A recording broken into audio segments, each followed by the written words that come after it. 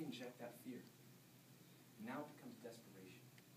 And it's no coincidence that after this fire, after this shooting, this massacre, Mr. Ray Rosen, a man with 41 years experience, a man that testified up here, laid everything on the line and said, I heard him. I heard him talking about it. Tell him, we need to get out of here. And his friend, Bobby Del Rey, was saying, don't worry, I'll take care of it. He said, I can get you the money for that new warehouse. And he says, well, think about it.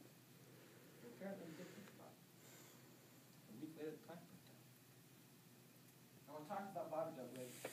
Man, we know his credibility cannot be trusted. Man, he was convicted of arson for burning down a building to get the insurance money. Now, the night of the fire happens. And we have a happy coincidence. The trucks, they've been moved.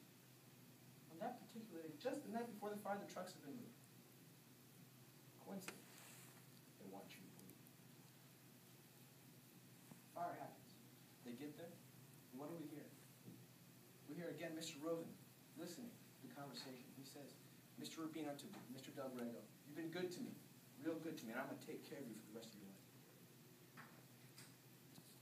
As his plans burned down.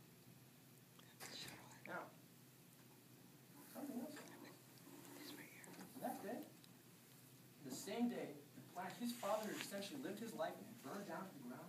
He tried to go file his claim with the insurance company. That's not the actions of a man who's surprised. He just lost everything.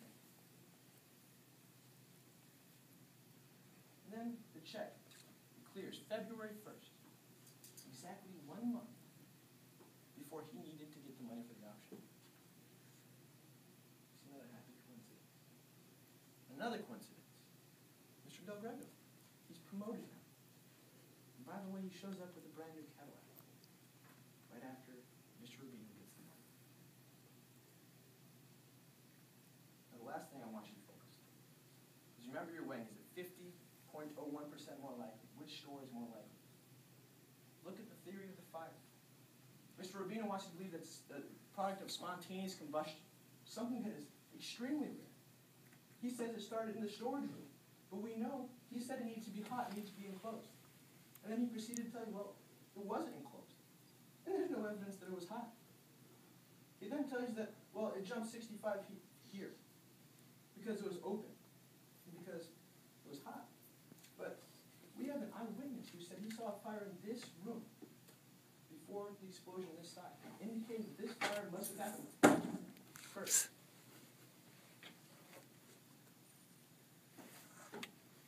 What's important about that?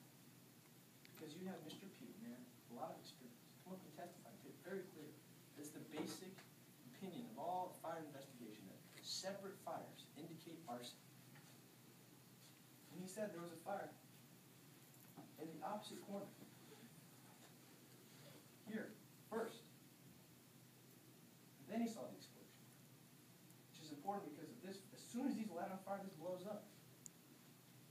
Now, Mr. Ruggiero said it would have been easy to set a fire here. It would have been easy to set a fire here. In fact, you could set a fire here if you were brave enough. If you were desperate enough.